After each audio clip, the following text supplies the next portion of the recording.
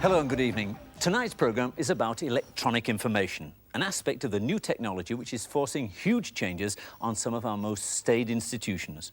Microlife commissioned Andrew Neil, editor of the Sunday Times and a leading advocate of the new technology, to investigate three industries under intense pressure to update themselves. Here's his report.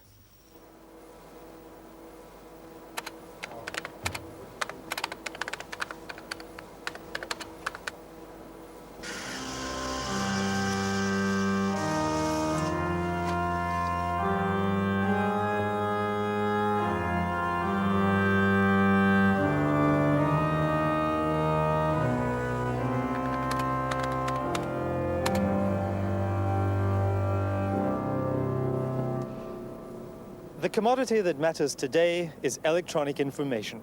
In feudal times, wealth came from the land. In the industrial age, the country grew rich on ships and steel, coal and railways. Now, fiber optic cables and satellite links are the railways of the information age. And they've turned information into an international commodity, which can be traded, sifted through and used anytime, anywhere. Computers and modern telecommunications are at the heart of this information revolution. And every bit as much as the railways did 150 years ago, they're transforming the way we do business.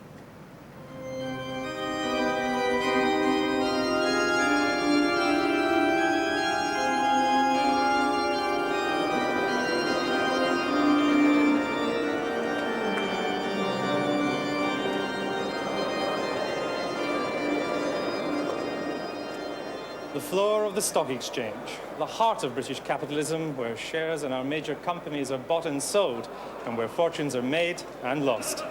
Before too long, however, this bustling place could become just another museum, not because Britain will have gone bust, but because trading in shares will have gone electronic.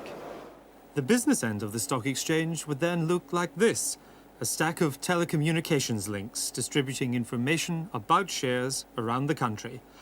Under pressure from the government to update itself, the stock exchange has designed SEAC, a computer network that will allow a broker outside the exchange to get price quotes. It will be introduced in October.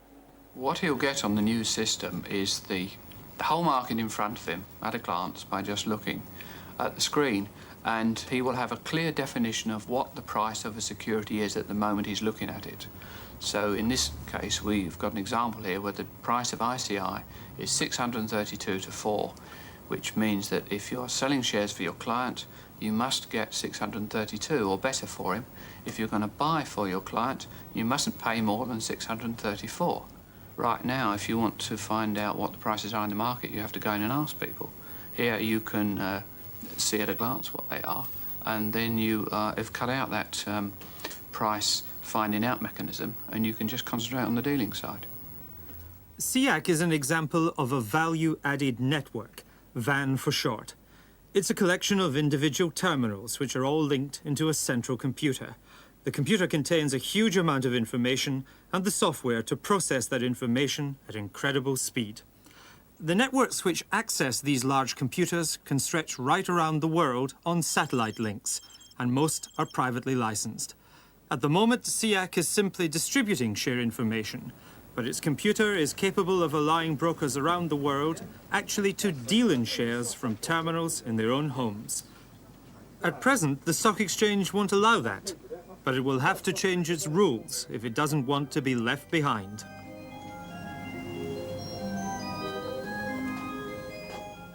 In London, Reuters are already demonstrating an American network which allows you to buy and sell stocks in New York. Paul Julius Reuters started his news agency in 1851 by exploiting the stockbroker's hunger for hard and fast information. He started out using carrier pigeons. But in July 1985, his successors finally bridged the gap between supplying information and dealing in stocks and shares themselves. They bought the rights to Instinet.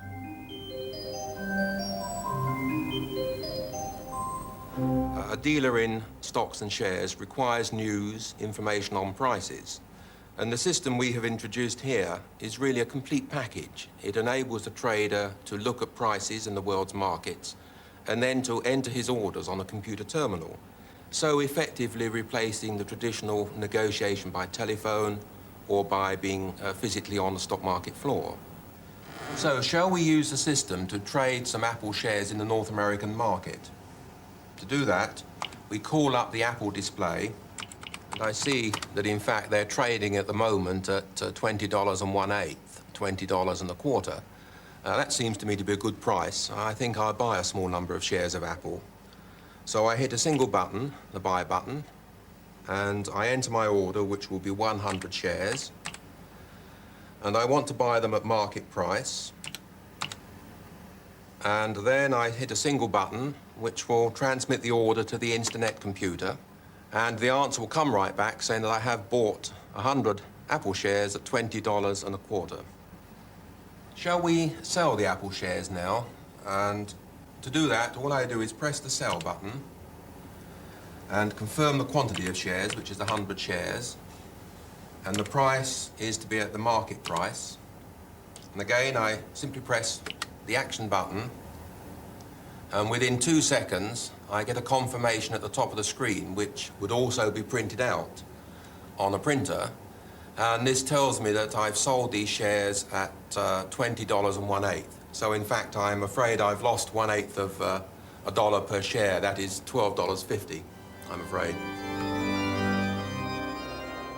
The stock exchange is going to lose a lot more than $12.50 to systems like Instinet unless it allows brokers to use the latest technology. Otherwise, London's stock exchange will simply fall off the world's electronic information network.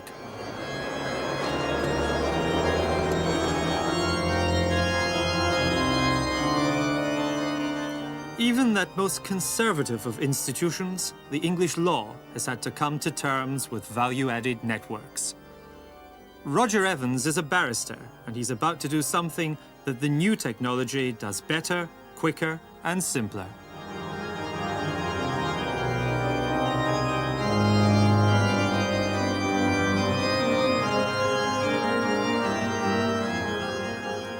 Roger is trying to find references to a particular case, but using the traditional system is no guarantee that he'll be able to find all the references he needs.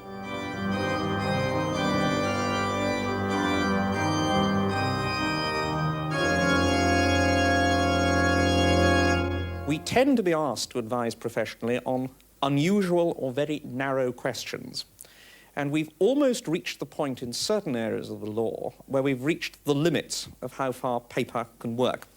Now, behind me are a large number of examples of encyclopedias of specific topics of the law, which are basically loose-leaf books, which are serviced by additional pages to be put in about a dozen times a year.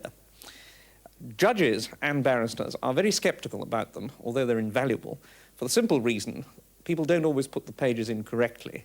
It's a rather difficult task, but an utterly moronic one for the idle pupil when he's got nothing else to do. So, although they are extremely useful, we always wonder whether they're completely up to date or whether they've been filed accurately. Now, Lexis is marvelous for making absolutely certain, on a very narrow point, that there is nothing further by way of learning to be discovered. Lexis is a networked legal database with a high-speed indexing system. It's provided by an American company from a mainframe in Ohio. Now, we're searching for examples of people who've lost their hair in injury. Now, to do this on Lexis, we take the word hair and we search for when it appears within 10 of loss, which is one possibility, or drop, or fall. Now, having formulated that request, we press the button, and the first case, which is not available, as it's a transcript probably anywhere else, and we suddenly discover it's absolutely uninteresting to us, because it's a case involving a fall and a hairline fracture. That is one of the problems with Lexis. We've produced a cluster of words which come up in another context. So that's not relevant. Next case, please. Now, this one also, which appears to be otherwise unavailable, being on a transcript, 49-year-old lady, caught her hair in a revolving drill, as a result of which her hair was torn from her head, leaving her 2/3 scalped. And she has a considerable amount of hair loss. And then we look to see what the judge awarded. PSLA, pain, suffering and loss of amenity damages, and she gets the miserable sum of £3,500. Lexis does two things. It enables us to get at fringe areas much more quickly, and it's quite likely they would have been overlooked before on a manual search, simply on the grounds it's not worth going to that degree of trouble. Or alternatively, and this is very useful from time to time, Lexis puts materials on the database straight from the court reporter's transcript, more quickly, more easily, which we can't get hold of otherwise at all.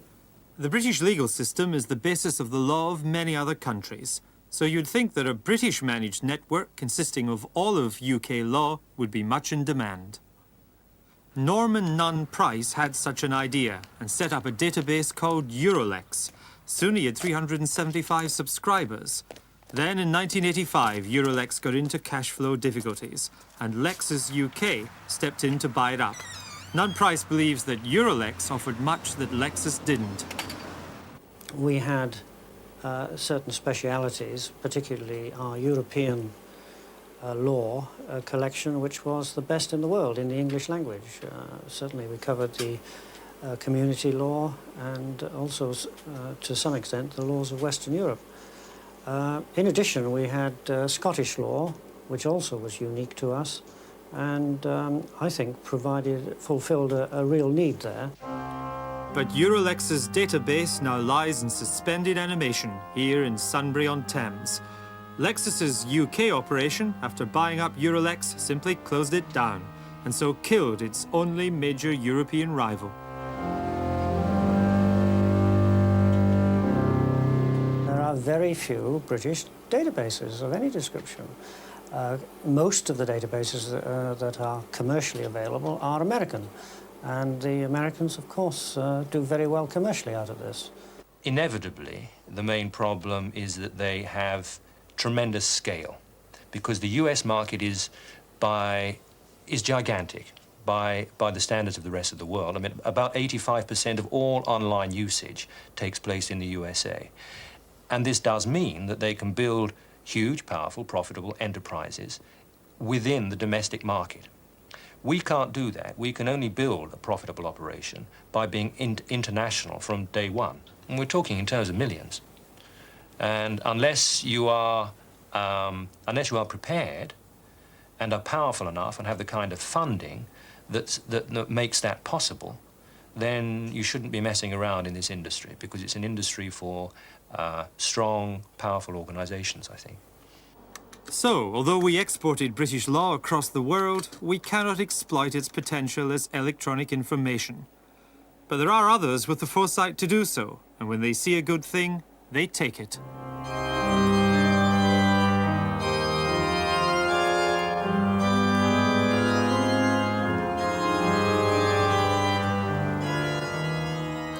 For over 200 years, the bulk of the British public's information has been printed on sheets of paper in London's Fleet Street.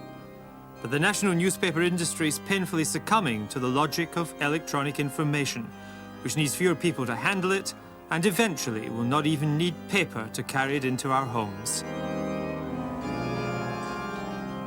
The shape of things to come became clear when Eddie Shah announced his intention to publish a national, which, although edited in London, would be distributed electronically to printing works in Manchester, Birmingham and Heathrow, saving massively on printing and distribution costs. All I'm doing is bring provincial technology that's been there for a long, long time into the national newspaper scene. And I think the big difference in the future, possibly, will be that whereas national newspapers today are looked on as Fleet Street, the future national newspaper won't be Fleet Street, but it'll be a very, I think, strong and sort of vibrant national newspaper scene where you can have, because of the low cost of production, you'll be able to produce daily sports papers, daily fashion papers, all sorts of papers, special interest group papers, which you can produce for very low break-evens, maybe up to 60 or 70,000 copies a day. And once you've got that going, it'll produce a much more diverse press, it'll bring about a multiplicity of titles, and it'll have a much wider base of ownership as well, and I think that's the important thing. Appropriately called Today, Shah's paper will be in colour and entirely composed on computer. The weather map, for example, after being created on this machine, will then be transmitted along a network to the 3 printing centres. No ink or paper is used until Today hits the presses. On a conventional paper, you'd have pencil and paper, and you'd start drawing. You'd probably find your pictures, and you might say, right, we'll put a decent picture there. We'll take this headline across 2 decks of, let's say, 48, 48. You draw it in like that, add in some headlines here. I think on this page you'd make it 48 across 4. And you'd write down your headlines and edit by guessing. Whereas on this machine, of course, just by the press of a button, then the story comes up in one screen and the column there. As I scroll down, the cursor follows where I am in the story. I can change it at any moment I want. There we have Olution. Let me just, for the sake of it, make it blue. Go back out, come down, and as I do that, the story goes on and on. And as I come to the end, here's the word, it tells me it fits. I then close that, press this button, and I come to the next story, open it, here we are, down I come. This tells me where I am in this copy. I change it if I want to, and so we go on, and I'm fitting. One of the things we've done a lot of research into is the biggest thing we found that put people off buying modern newspapers was the ink that comes off in their hands. So even new technology applies to that, because the way that we put the ink on through control by computers and the type of ink mixing with the paper we're using should in fact ensure that even the ink doesn't come off in your hands. So we are not just, what you see around you is not all that we're changing. We're actually also changing the way that we print newspapers, and I think that is a big change as well. But it's now possible to produce a paper that doesn't use any ink or paper at all. It's delivered straight into its readers' homes by telephone line. Micronet produces 30,000 pages of news and information on computer technology, which is updated day and night. Its editor, Simon Darcy, introduced me to exactly one half of his editorial staff. Graphics on the database. And also looks after the AI area, the artificial intelligence area. That's 5th generation stuff. That's right, yes, we try and cover as much as we can. You're keeping up with the Japanese? Trying to. It's not easy. Can I introduce you to Sid Smith, who is Micronet's deputy editor? I see. What are you working on this morning? Well, I'm subbing an article, actually, that one of our freelancers put in from home. Yeah. And obviously, before it goes public, we need to sub it. It's a very easy process for them to put it into their home micro in their back bedroom or wherever, but we need to check it before it goes out. Does it need a lot of work? It's not too badly written, actually. I think we better hire him. So you've got a total of almost 30,000 pages, and yet you only seem to have 4 or 5 people there putting it together. That's right, yes. It is quite unique in the fact that a lot of the information that goes up onto the database comes from journalists working from home. So there are some 30 or 40 journalists who have specific areas of interest, and they can update the database from their own home using their own micros, very similar to the ones we have here. So they never have to come near a news office in central London or Fleet Street? No, it's all done down the telephone lines. Micronet is a value-added network which runs on home terminals of the Prestel database. It's the next stage in the inevitable coming together of the new technology and the old journalistic skills of information gathering, a potential which even the latest pioneers don't completely appreciate. You can't pick up a terminal and take it on the train with you. You can't go to the loo with it. You can't do the sort of, you can't cut out your favorite picture and look at it and keep it for a few days of a goal that was scored or a moment that you enjoyed. So I think newspapers will be around for a long, long time. Long term, I see being able to program your computer with various names of journalists you particularly like, various sports that you're a habit of looking at, and being able to program your computer at 4 o'clock in the morning or 5 o'clock in the morning to log on to a Prestel Micronet and then download very rapidly information which will then be printed out. So instead of sitting on the train in the morning with your Times, Guardian, Telegraph, whatever, you will have a printout with all your favourite journalists, your sports pages, cartoons. You can make up your own newspaper? You can make up your own newspaper.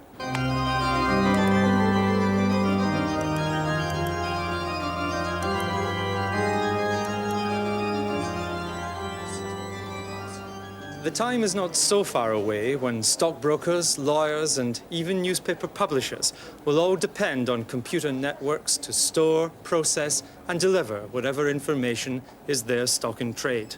For these information industries, not being on such a computer network will soon mean not being in business at all. Britain cannot opt out of this information revolution. Computers and modern telecommunications are no respecters of national boundaries. If we don't develop computer networks, then somebody else somewhere will.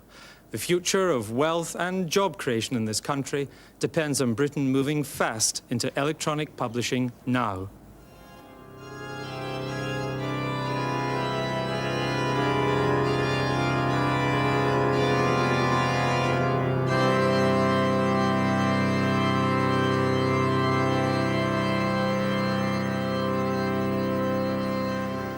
I've been joined now in the studio by Andrew Neil. Andrew, can we just look at some of the aspects you've treated in that film? Let's go back to the stock exchange. Surely the essence of an exchange is dealing. It's all right buying a small quantity of shares, you know, using a computer, but large quantity of shares, you don't know who's the seller and who's the buyer. They have to negotiate, look in each other's eyes, and I can't see that ever being done by a computer. Well, to begin with, maybe not, and certainly when big deals are being done, personal contact will be important, and we did say on the film that they probably still like the stock exchange floor to have a good gossip. But individuals, shareholders, small savers right now who might be intimidated by the stock exchange and by the paraphernalia and professionalism of it, they might well want to use their terminals sitting at home instead of putting the money into a building society or the local savings bank, might well want to buy 100 Apple shares or any other kind. And the small saver will benefit from that access. Let's go to this, the law, because there seems to be a necessary job demarcation between solicitors and barristers.